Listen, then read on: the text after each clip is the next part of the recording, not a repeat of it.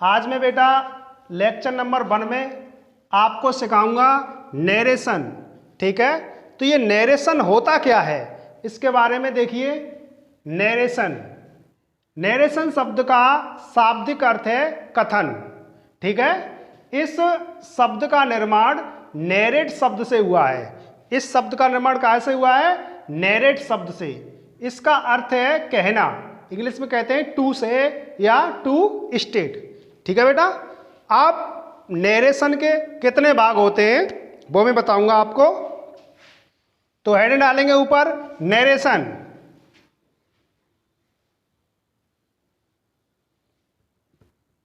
Narration, ठीक है, इसके 2 भाग होते हैं। नरेशन के 2 भाग होते हैं। नंबर फर्स्ट डायरेक्ट स्पीच,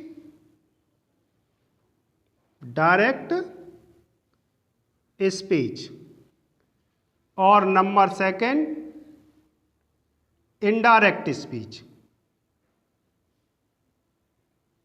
लिखें सभी।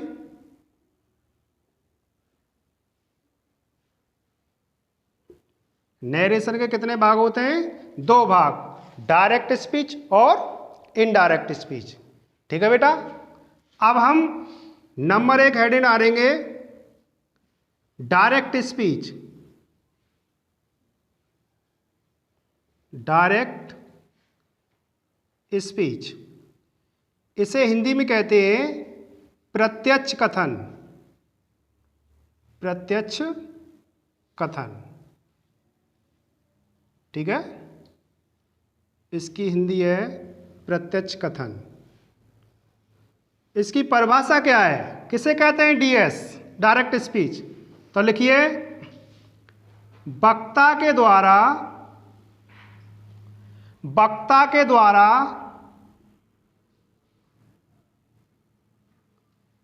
ज्यों के त्यों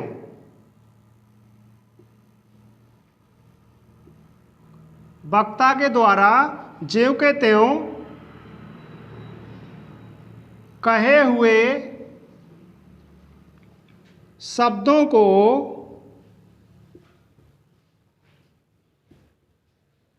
डीएस कहते हैं।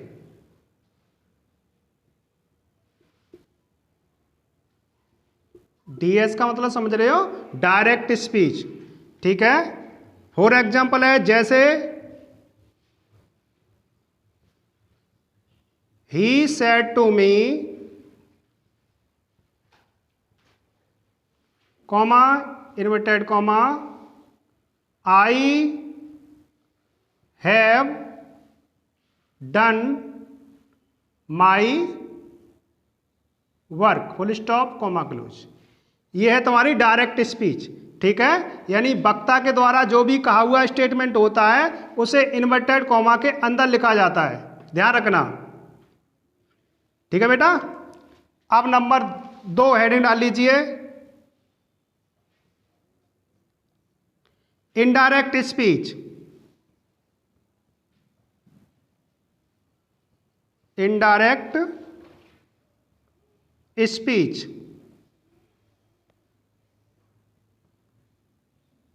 इसे हिंदी में कहते हैं अप्रत्यक्ष कथन।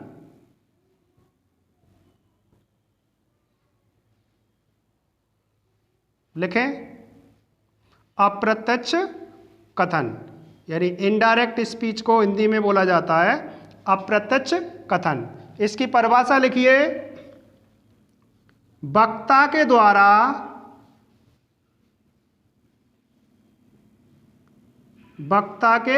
द्वारा ज्यों के त्यों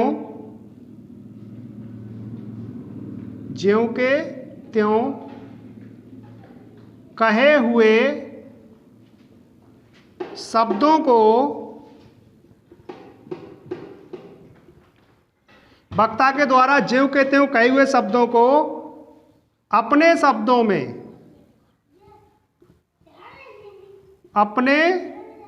शब्दों में बताना या कहना इनडायरेक्ट स्पीच कहलाता है। इनडायरेक्ट स्पीच कहलाता है। ठीक है, ये इनडायरेक्ट स्पीच की डेफिनेशन है। वक्ता के द्वारा ज्यों के त्यों कहे हुए शब्दों को अपने शब्दों में बताना, ठीक है, या कहना इनडायरेक्ट स्पीच कहलाता है, अप्रत्यक्ष कथन कहलाता है। ठीक है बेटा, जैसे अभी जो तुमने डायरेक्ट स्पीच में ये लिखा था ही सेड टू मी, तो इसका इनडायरेक्ट में बनाएंगे हम, तो ही सेड टू को टोल्ड में बदल देते हैं, he told me, comma inverted comma को हटाकर दैट लगाते हैं, और आई फर्स्ट पर्सन का प्रोनाउन है, इसे चेंज करेंगे हम सब्जेक्ट से, तो ही, और प्रेजेंट परफेक्ट का आई है तो प्रेजेंट परफेक्ट को पास्ट परफेक्ट में चेंज कर देते हैं, तो ही हैड डन, और माई का हो जाएगा हिज वर्क, फुल स्टॉप।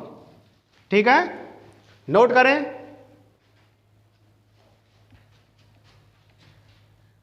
हाँ बच्चों, तो मैंने अभी जो डायरेक्ट स्पीच में जो वाक्य बोला था उसे लिखेंगे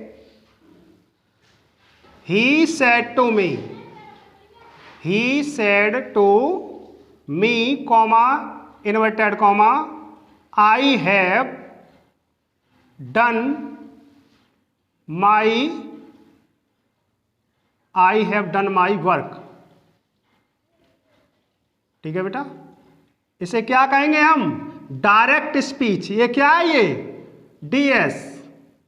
ठीक है, अब लिखेंगे डायरेक्ट स्पीच के दो भाग होते हैं, डायरेक्ट स्पीच, हेडिंग डाल लें, डायरेक्ट स्पीच, इसके दो भाग होते हैं, इसके दो भाग होते हैं। ठीक है बेटा, नंबर एक रिपोर्टिंग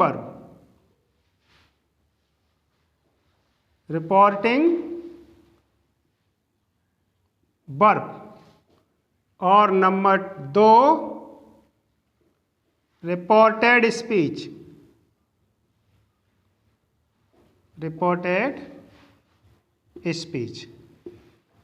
ठीक है, डायरेक्ट स्पीच के दो भाग होते हैं, रिपोर्टिंग वर्ब और रिपोर्टेड स्पीच। अब ये रिपोर्टिंग वर्ब और रिपोर्टेड स्पीच क्या होती है, इसके बारे में समझेंगे। तो हेडिंग डालें रिपोर्टिंग वर्ब,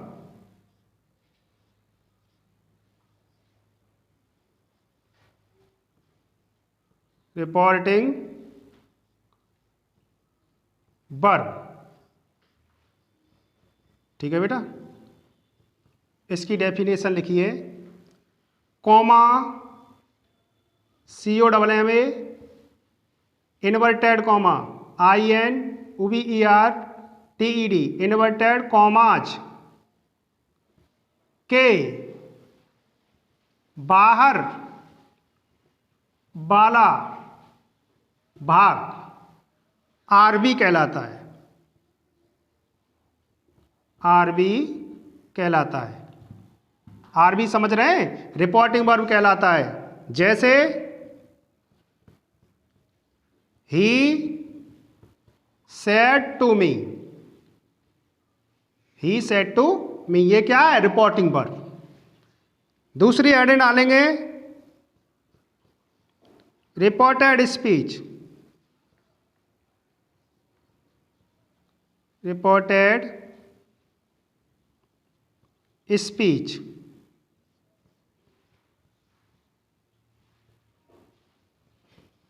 इसमें लिखें comma inverted comma, comma inverted commas के अंदर वाला भाग, अंदर वाला भाग RS कहलाता है, RS कहलाता है। RS समझ रहे हैं, रिपोर्टेड स्पीच। ठीक है बेटा, जैसे आई have done my work, comma close. ठीक है, यानी इन्वर्टेड कॉमा के अंदर वाला भाग रिपोर्टेड स्पीच होता है और बाहर वाला भाग रिपोर्टिंग वर्ब होता है। ठीक है बेटा, जैसे ये लिखा है ही सेड टू मी, ये क्या है आपकी रिपोर्टिंग वर्ब और ये क्या है रिपोर्टेड स्पीच। नोट करें इसे जल्दी।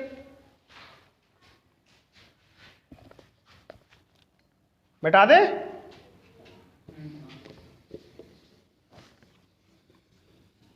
आगे समझेंगे हम ये जो रिपोर्टिंग वर्ब और रिपोर्टेड स्पीच के बारे में। तो हाँ बेटा, अभी तुमने रिपोर्टिंग वर्ब और रिपोर्टेड स्पीच के बारे में जाना। ठीक है, यानी रिपोर्टिंग वर्ब जो कॉमा इन्वर्टेड कॉमा के जो बाहर वाला भाग है वो रिपोर्टिंग वर्ब कहलाता है। ठीक है, आरबी कहलाता है। और जो कॉमा इन्वर्टेड कॉमा के जो अंदर वाला भाग है वो क्या कहलाता है रिपोर्टेड स्पीच कहलाता है। ठीक है, अब देखिए ये लिखा है he said to me, he said to me, तो ये होता है बेटा सब्जेक्ट और इसे कहते हैं हम ऑब्जेक्ट और ये होती है हमारी रिपोर्टिंग वर्ब। ठीक है, तो ये रिपोर्टिंग वर्ब का सब्जेक्ट होता है और ये रिपोर्टिंग वर्ब का ऑब्जेक्ट होता है, यानी subject of the reporting verb, subject of the RB और ये होता है object of the RB, object of the RB, यानी रिपोर्टिंग वर्ब का कर्ता और रिपोर्टिंग वर्ब का कर्म। ठीक है, नोट करें इसे।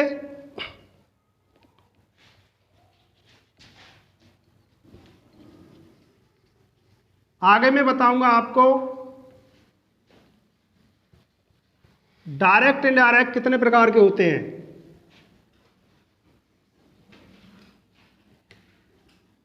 ये समझ में आया? अब मैं सिखाऊंगा कि आप कितने प्रकार के डायरेक्ट इनडायरेक्ट पढ़ोगे। ठीक है, तो इस पर डाल लें सेंटेंस के भेद।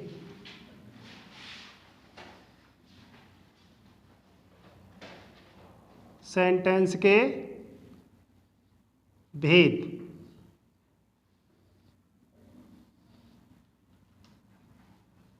कितने प्रकार के सेंटेंस के इनडायरेक्ट स्पीच होते हैं, डायरेक्ट इनडायरेक्ट स्पीच? तो नंबर 1 असर्टिव सेंटेंस, सबसे पहले पढ़ोगे असर्टिव सेंटेंस। इसे कहते हैं कथनात्मक वाक्य, कथनात्मक वाक्य। ठीक है बेटा, असर्टिव की हिंदी होती है कथनात्मक वाक्य और असर्टिव के भी 2 भाग होते हैं, पता है? अफर्मेटिव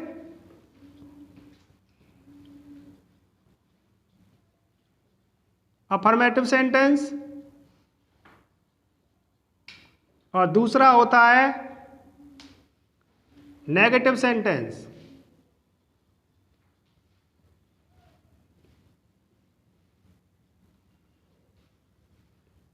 समझ गए? असर्टिव के 2 भाग होते हैं, अफर्मेटिव और नेगेटिव, यानी दोनों का जोड़ होता है तुम्हारा असर्टिव। असर्टिव में वाक्य अफर्मेटिव भी हो सकता है और नेगेटिव भी हो सकता है। दूसरा होता है आपका इंटेरोगेटिव सेंटेंस।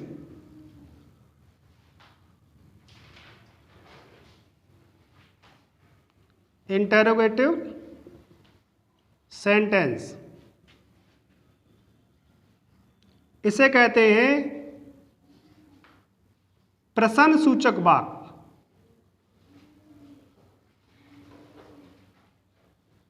ठीक है, ये प्रश्न पूछने का काम करते हैं। नंबर 3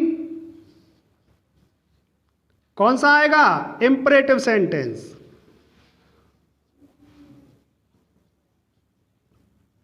इंपरेटिव सेंटेंस,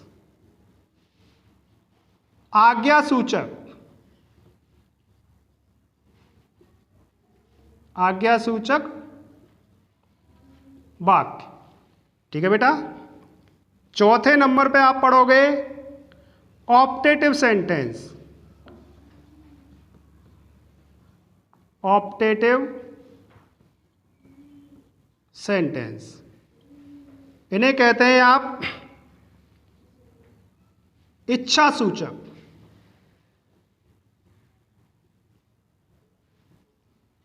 इच्छा सूचक वाक्य। ठीक है। ऑप्टेटिव सेंटेंस कौन सा होता है? इच्छा सूचक, जिसमें हम शुभकामनाएं देते हैं, जैसे God bless you, may you live long. समझ गए? Number 5 exclamatory sentence. Exclamatory sentence इसे कहते हैं हम विस्मय सूचक।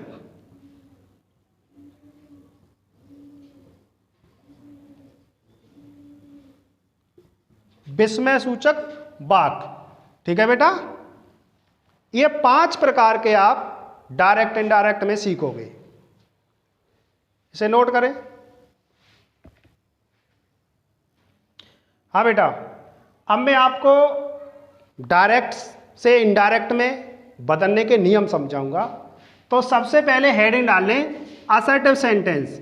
असर्टिव सेंटेंस बदलना सिखाऊंगा आपको। ठीक है बेटा। तो इसके लिए नियम लिख लें, डायरेक्ट से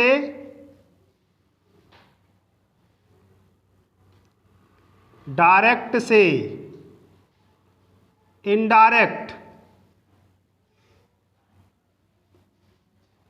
स्पीच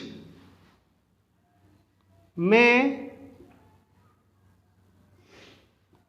बदलने के नियम। डायरेक्ट से इनडायरेक्ट स्पीच में बदलने के नियम। Rule number 1। रूल नंबर 1 इसमें लिखिए, यदि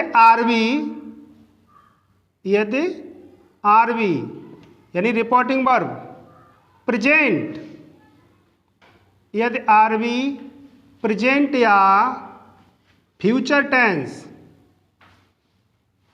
यदि आरबी प्रेजेंट या फ्यूचर टेंस में हो तो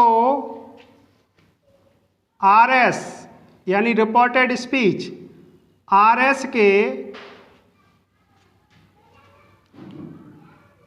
टेंस के वाक्य में कोई परिवर्तन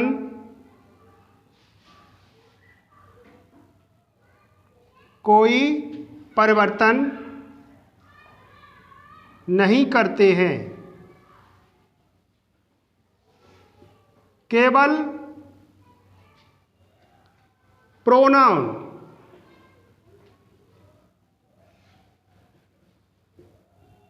बदल देते हैं, टेंस वही रहता है। टेंस वही रहता है। ठीक है बेटा। यानी यदि रिपोर्टिंग वर्ब प्रेजेंट या फ्यूचर टेंस में हो तो रिपोर्टेड स्पीच के टेंस में कोई भी परिवर्तन नहीं करते हैं। आवश्यकता अनुसार प्रोनाउन बदल जाते हैं और टेंस वही रहता है। ठीक है। प्रोनाउन बदलेंगे तो सहायक क्रिया, मुख्य क्रिया उसी टेंस की लगाएंगे प्रोनाउन के अनुसार, लेकिन टेंस में कोई परिवर्तन नहीं करना है। ठीक है बेटा। इसमें नंबर ए पॉइंट लिखें, आरबी यानी रिपोर्टिंग वर्ब सेज टू, अगर रिपोर्टिंग वर्ब सेज टू है तो इसको कायम बदल देंगे टेल्स में, और से टू को टेल में, सेड टू को टोल्ड में। ठीक है। और अगर केवल सेज या से या सेड है तो इसका सेम वही रहता है। ठीक है, इनके बाद कोई ऑब्जेक्ट दे रखा है तब हम टेल में टोल्ड में बदलेंगे, और कोई ऑब्जेक्ट नहीं है तो ये सेम रहते हैं। बी पॉइंट लिखें, comma inverted commas, comma inverted commas को हटाकर कंजक्शन दैट लगाते हैं। क्या लगाते हैं? दैट लगाते हैं। ठीक है, यानी कॉमा इन्वर्टेड कॉमा हटा देंगे और उसके स्थान पर हम कंजक्शन दैट लगा देंगे। ठीक है बेटा, कॉमा इन्वर्टेड कॉमा हटा करके कंजक्शन दैट लगाएंगे। जैसे ही फॉर एग्जाम्पल एज, चलो मिटाते हैं इसे पहले।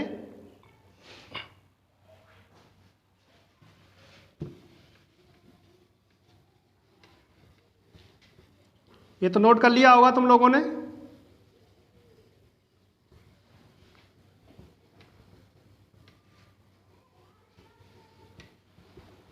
अब इसके एग्जाम्पल देखेंगे हम कैसे क्या होता है।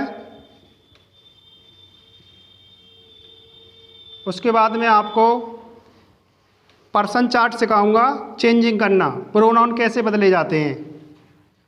तो इसके एग्जाम्पल देखें पहले। जैसे number 1, he says to me, comma inverted comma, I go to Agra, full stop, comma close. ठीक है बेटा, तो ही सेज टू को काय में बदलेंगे? टेल्स में। He tells me, comma inverted comma हटाकर दैट लगाते हैं, और आई को चेंज करेंगे हम सब्जेक्ट से।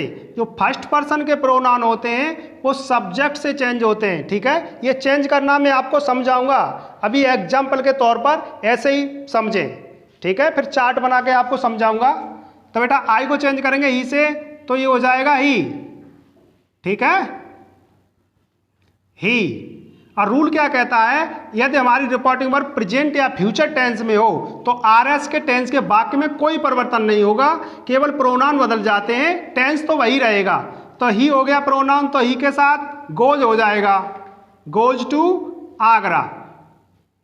ठीक है बेटा, टेंस नहीं बदलना है, टेंस वही है, प्रेजेंट का प्रेजेंट ही है, केवल प्रोनाउन ही हो गया, तो ही एक वचन है, तो इसलिए यहां पर हमने गोज लिख दी, ही गोज टू आगरा। अगला example, he will say, comma inverted comma, Radha sings a song. तो he will say, he will say he रहेगा, कॉमा इंटेड कॉमा हटाकर दैट लगाएंगे। राधा थर्ड पर्सन है, नाम चेंज नहीं होगा, राधा सिंग्स ए सॉन्ग। ठीक है बेटा, और डायरेक्ट से इनडायरेक्ट में बदलने से पहले रिपोर्टिंग वर्ब पर ध्यान देना है, उसके बाद आगे कार्रवाई करनी है। समझ रहे हो? अगला example,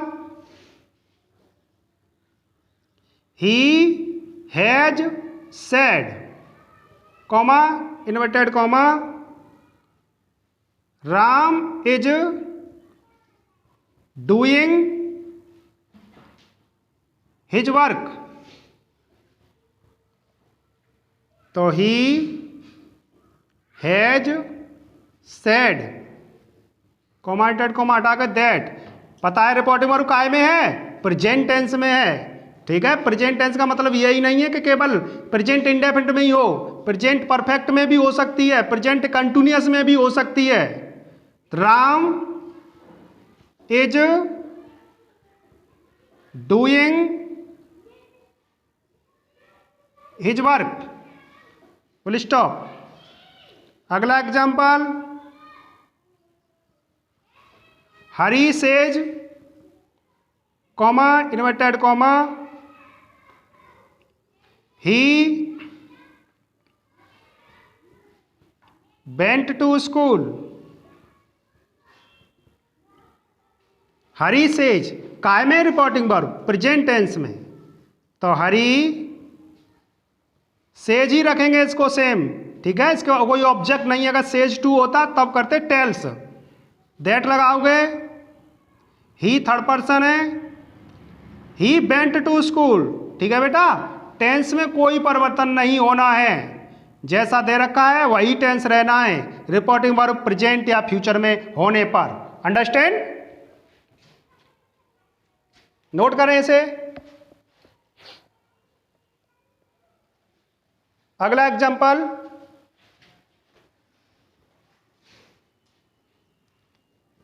he is saying comma inverted comma Raju has done his work. तो ही इज सेइंग काय में रिपोर्टिंग वर्ब, प्रेजेंट टेंस में, that Raju has done his work, full stop. ये एग्जाम्पल नोट करें और रूल नंबर 1 को समझते हुए, ठीक है, और एक्सरसाइज बनाने की प्रैक्टिस करें।